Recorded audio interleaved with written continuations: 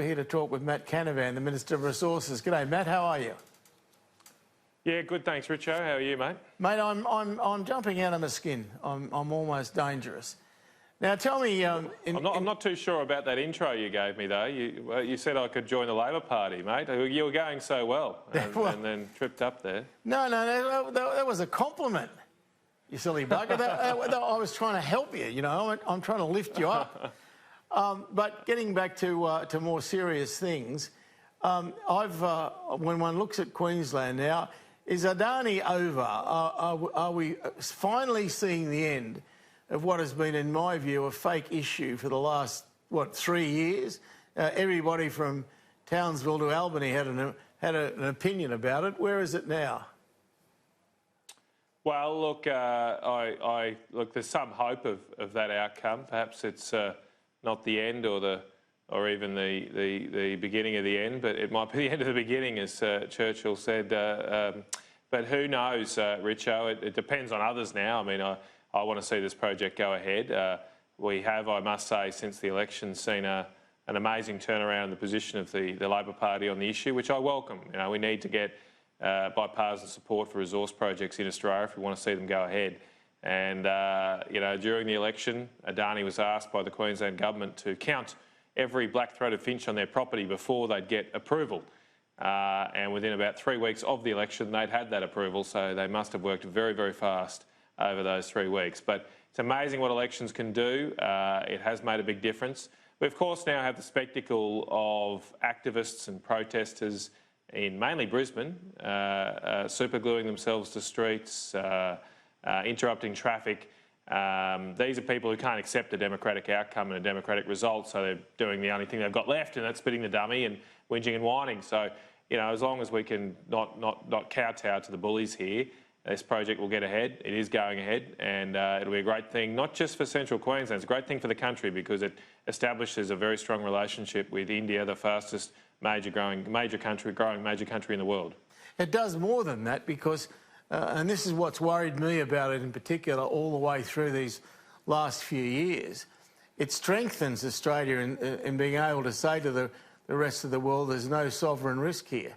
Because if we'd let this thing go, it having, twice now, I think, passed all the environmental approvals, jumped all the hurdles and everything else, and then we still said no, I think it'd be a very difficult place to get investment.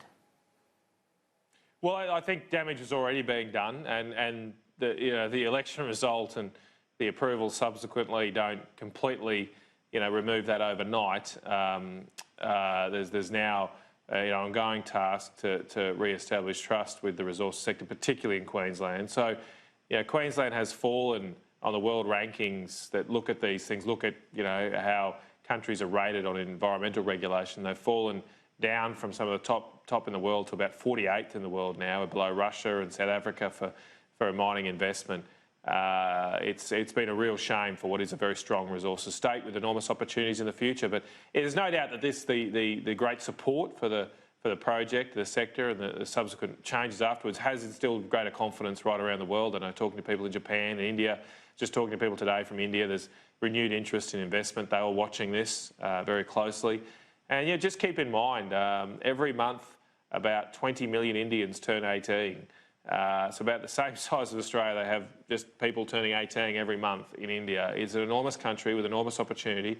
And with all the other uncertainty in our region, it would just have been so crazy and mad to look that gift horse in the mouth and not progress this particular investment, which we can supply affordable, reliable electricity to a country that needs it, still hundreds of millions of people without electricity, help them develop and grow, and establish a long-term relationship with them, just as we have with Japan and Korea and other countries in our region. It may have been a false symbol, but it did become the symbol, didn't it, of progress or not? Was this about the environment? Do we keep looking after the environment, or do we have mines? It always seemed to me that you could do both. You don't have to say, if I'm going to look after the environment, there can be no mining in Australia. Look, look, that's right, and what frustrates me, and I think what you saw, the frustration you saw boil over at the election, is somewhat a result of people on the ground in Central and North Queensland know, we're not stupid, And we know a lot of the rhetoric and rubbish that is sprouted by Greens politicians, but there was also a lot of Labor politicians before the election. We know all that stuff is rubbish. You know, there's talk about it was going to destroy the reef. Well, we know, living there, that this thing is 400 kilometres from the reef. It's just nonsensical. There was all this talk of it damaging and destroying the water and underground water there in that region in central Queensland. Well, we know that we've got lots of coal mines right next door to cotton farms, citrus farms, right now, cattle properties right now in central Queensland, and that's been the case since the 1960s. And it's worked well, and we make it work, and it creates a good, vibrant economy. And we just were sick of the BS that was being sprouted by people down south, and that was obviously epitomised, thankfully for us, by Bob Brown. And I hope, what I hope also, Richo, with this experience, broader than the resources sector, that we realise we'll get back to a position in Australia where we respect each other, that we particularly respect local communities and local opinion. I'm a big believer that, to some extent, good fences make for good neighbours. We can't, we're all one country and we have one values, but sometimes we might disagree a little between regions about, what should happen around the mining sector or electricity generation, what have you. But we should be able to encompass all those different views within one country, and a bit of respect for those in North and Central Queensland who are understandably prioritising employment and job opportunities would go a long way to make a stronger country. Yeah, because a lot of this is not in my backyard. It's easy for Bob Brown to take a convoy up to the middle of Western Queensland, which is a hell of a long way from Tasmania. But when they want to put a wind farm near his property, when it makes a bit of noise and it annoys people, then he jumps up and down. Well, I mean, as I say, Richo, if only we could bottle and capture hypocrisy and generate electricity from it, we'd never have another blackout.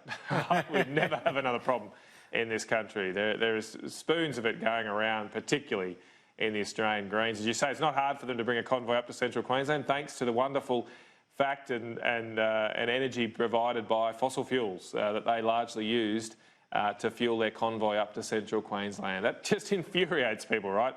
They drive in cars that are made out of steel, which, how do you make steel? Well, you use coal and iron ore. There's no other way to do it. That's how you do it. They're now using superglue to attach themselves to various objects in our major cities. Well, got news for the Greens. They probably don't know this, but modern superglues are made from hydrocarbons, from what they would call fossil fuels. It goes on and on and on. And it would be nice if we all just had some common sense this debate. And as I said, most importantly, we'll listen to each other, right? Listen. And the problem with Bob Brown's tour was that it was a lecturing tour, not a listening tour to the people of central Queensland. No, I think that you create these artificial divides by doing that sort of thing. And it just seems to me that you don't need to, because anyone who takes a position that in some way we can't have mining in Australia is just crazy. But then again, if you talk to a lot of the Greens these days, they're anti-growth. And of course, if you're anti-growth, that means you're quite happy to see unemployment numbers go up. You're quite happy to see living standards go down. That's right. If you're anti-growth, you're anti-worker. And that's where I couldn't work out the position of the Labor Party here. And they've still got, they've got a test in front of them, Richo. And as I say, I welcome the bipartisan support that's come back a little since the election. But we know, next time we have a state election in Queensland in 15 months' time, the Labor Party will need to do preference deals with the Greens for political purposes. And I just, I think that hopefully maybe they'll just take a breath before they do any of that, because we know we've been sold out time and time again in particularly regional Queensland as a result of those deals. And you can't continue to purport or present yourself as somehow being the Workers' Party if you're doing deals with a political party that wants to shut down work in Australia, especially in the resources sector, but also in large parts of the agricultural sector. Our manufacturing sector is being holed out by high energy costs that have been pushed by green policies with reckless abandon to their impact on that great industry. So I hope this causes a larger discussion here about the positioning of the Labor Party, because, as I say, I do want, as a resources minister, I know how important it is to have a degree of bipartisanship here to attract that investment, to grow our country over a long period of time, particularly in some of these parts of our nation like the Galilee Basin where there's no development, there's no economy, there's nothing. And this investment is going to be nation building. It's going to open up a part of our country that didn't previously produce wealth or create jobs. And it's also a part of our country where the Indigenous people want that. They want to see that happen, and that'll be great for their community too. Well, I think the debate is turning on that whole issue. I mean, there was a time when, people were querying mining to a great degree. Banks wouldn't go near it, wouldn't touch it. I sense, and I don't know if it's going to happen overnight, that the banks might start to go back into resources. What do you think?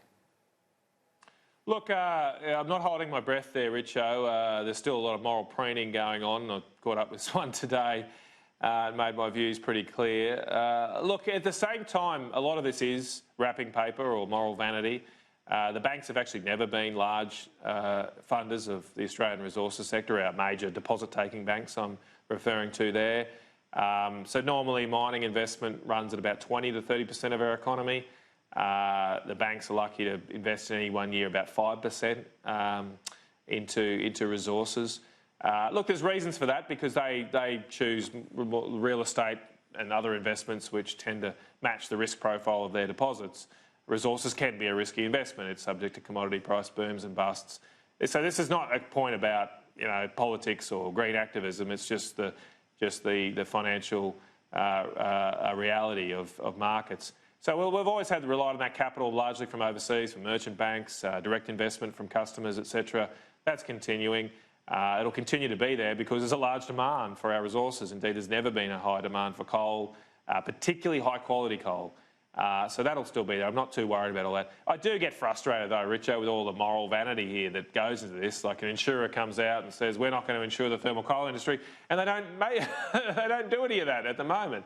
So it's all very easy to put a media release out that does do some damage to the reputation of hard-working Australians. And then you're not actually doing anything for the overall objective that you're purporting to meet. That's a little disappointing. Posing is sometimes a national sport, and you'll never be able to change that. Mate, I've got to leave it there, right. but I want to thank you for your time. I actually am a great supporter of the resources industry. Australia can't get by without it, and those who try and denigrate it just have to be kidding. Without it, we're going to be in all sorts of strife. So, more strength to your arm. I mean, I just wish you could join the Labor Party, as I said earlier, but in the event you're not going to do that, I still wish you strength to your arm. There's a few of your members that I think could join the Nationals too, so we'll have that discussion over a beer one night. OK, mate, we'll do that. Thanks very much for your time. See you, Matt Canavan, our Resources Minister.